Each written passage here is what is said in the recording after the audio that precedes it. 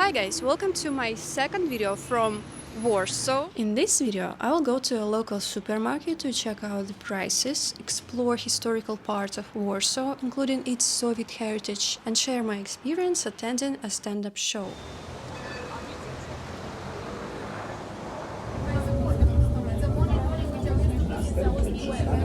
Another opportunity to reconnect with my Slavic roots is food. And guys, whatever you think about Russian food or Slavic food in general, after 2 years of living outside of Russia, I realized that I love it. So here I found a store with frozen and already cooked home food, and I bought serniki, which is literally syrniki in Russian. I already tried them and they taste almost the same. Another dish is голубки, Голомбки. which is голубцы in Russian.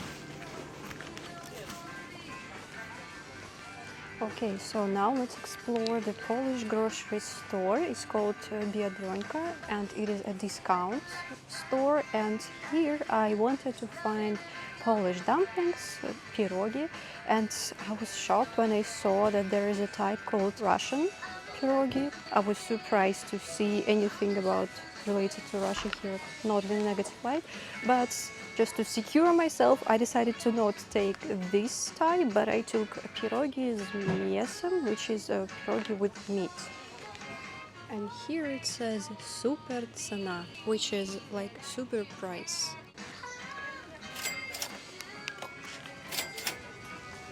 Moshny gas, and a lot of groceries here are familiar to me, but what I'm especially interested in are the true Polish brands. For example, this one that says Moja kurka, my chicken. And now I'm going to take it.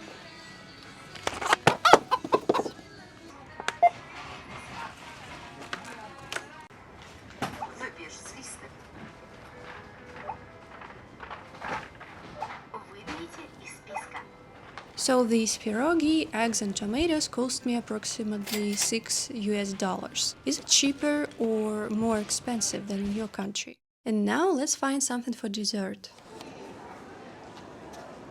Here's some interesting fact that for me kind of connects Poland with my home region in Russia, Primorsky Krai, because when I was growing up there, I knew that one of our region's inventions is a candy brand, which is called in Russian bird's milk. And we are really proud of it. It has some unique ingredient, agar-agar, which is made of seaweed. And it's very tasty, like I'm really proud of these candies. I actually showed you these candies in my video in 2021, a video about groceries in the Far East. So I got a lot of comments saying that it's actually not an invention of Primorsky Krai, but it's actually from Poland. And I was so surprised. And you see, it sounds almost the same. So in Russian, it's pticze молоко, and in Polish, it's ptasie mleczko. Finally, I learned this story. So the tour guide told us about the Polish brand, ptasie mleczko, and it's sold in this famous Polish sweets company, Wedel. It's over there. And I did buy it. But you know what, our tour guide actually gave us this candy to try, and I don't like it. I think that ours from Primorsky Krai is better, probably due to agar-agar and its uniqueness. And as a final part of our tour, we visited another historical district, and there was a square that reminded me of the old medieval square that I saw in Stockholm. I noticed that European medieval squares look alike, and here there were a lot of restaurants, so I think it's good how they monetize this old square now, because as our guide told us, before there was a marketplace and a place for public executions, and now in the winter they have an ice rink, and that noisy square and street with restaurants is located just over the corner. This is what I find surprising. There was this noisy street with tourists and I felt a bit uncomfortable, but then I turned to another street and found myself in a yard that actually looks like a Russian yard, but very fancy and clean, but still it's just so close.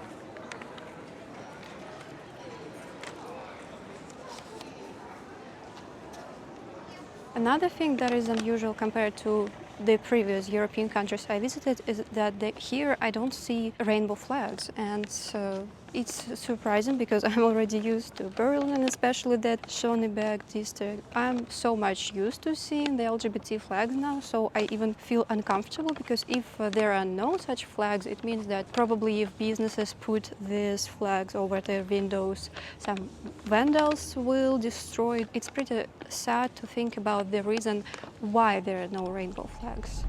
Currently, the state of LGBTQ rights in Poland is the worst among the European Union countries, but I believe the situation will improve over time. I was surprised to learn that, in fact, pride marches have been held in various Polish cities since 2001, and the Equality Parade in the capital has been described as the first Europe-wide gay parade held in a former communist bloc country.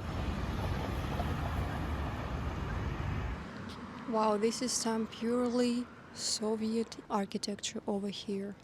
But can communist-era buildings ever be good-looking? And now it's time to visit this very, very controversial building, the building that Stalin gifted to Warsaw. The Palace of Culture and Science, the main visual symbol of Warsaw, was built in 1955 and designed similar to the Seven Sisters, which is a group of 7 Stalinist skyscrapers in Moscow. It is often viewed here as a reminder of Soviet influence, especially due to its construction during mass human rights violations at the behest of Stalin. Now I heard that there is a beautiful viewpoint over Warsaw from the top. I don't know if I will be able to get there because in the reviews it says that there are huge lines and you have to come in advance, and I still don't have the ticket, but anyway, let's try to get there.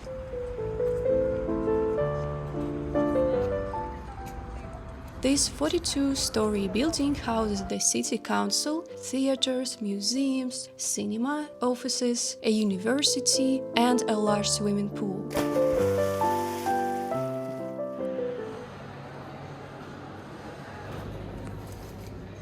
Wow, so now it goes all the way from the first floor to the 30th floor.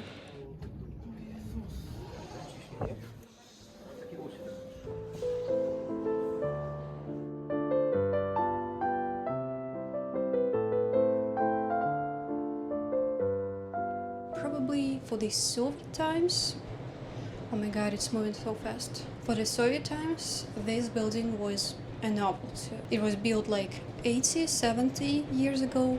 Now there are many more higher buildings, but still.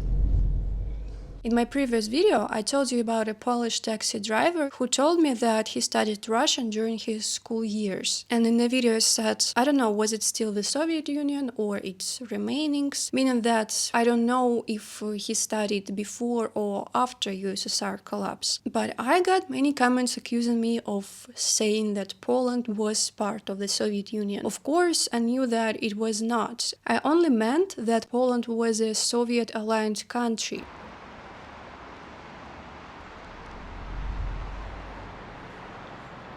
So now I want to share with you the events of the last evening because I went to a bar, to a comedy show in English. I used to think that it's very difficult and impossible to joke in the language that's not your native. And I had these thoughts when I watched interviews of, Russian comedians who moved out of Russia. For example, Denis Chujoy, Dan the Stranger, and I was skeptical about his success in Europe. Now he can perform only for the small amount of Russian emigres like himself, but actually there is potential. Not only Russians visit his shows, but also, as he shared, people from authoritarian countries can relate to him a lot. He told that it's usually Russian IT guys who come to his shows and bring their Indian IT friends. I realized that it's possible to joke in English because a big part of comedy is storytelling.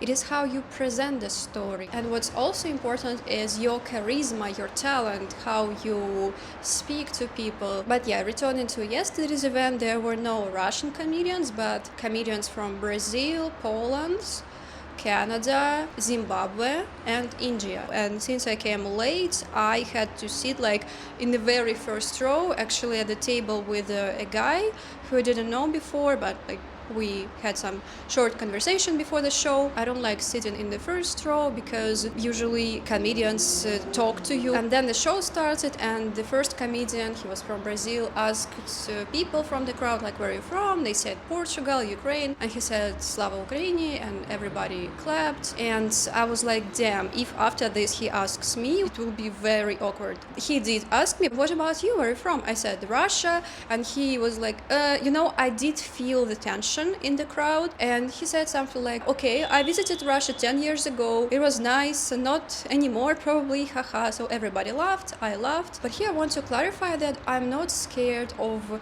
saying that I'm from Russia. What I'm afraid of is just talking to the comedian. Again, I didn't want to sit in the first row. Then the show proceeded, and the next guy was from Zimbabwe. This guy continued with some crowd work, asking people from the first row about their profession and joke. And so I said, I'm a YouTuber. And he answered something typical like, oh, you're also unemployed, ha ha ha. And I was like, yeah. And everybody laughed, and I felt roasted, but it also felt very fun. I mean, I knew that there would be such a reaction when I say that I'm a YouTuber. And one more thing that comedy helps you to do is reflecting. After that, I was like, really? So YouTuber is my profession. This is how I present myself when people ask me what I do. Yeah, I do feel very unstable and anxious about my future sometimes. But anyway. So that was my Warsaw vlog number 2. Obviously, it's not Warsaw behind me, it's Tbilisi, because I'm already here. And I don't want to end this video on a sad note regarding YouTube, because now, after several months looking back, I think that I'm fine. I like what I do, especially with your support. Yes, unfortunately, I was cut off of the USAID payments, which is sarcasm, of course, and I joked about it in my previous video. And surprisingly, a lot of people didn't even watch it and commented that it's good that now you are not getting money from my taxes. But of course, I never got money from USAID. Anyway, it was funny. Maybe it's some bots, maybe it's real people. I don't know. But mostly as for comments I get under my videos, it's positive and supportive, and I'm so grateful to you. Especially after my first video from Warsaw, I got so many comments from Poles who said that I've been watching you for a long time and I'm so happy you visited my city. So it was very pleasing to... teenagers. It was very pleasing to read this. Anyway, push the like button, write your comments. If you want to support me, there is Patreon, YouTube membership, and Buy Me Coffee. Thanks for watching and goodbye. Пока-пока.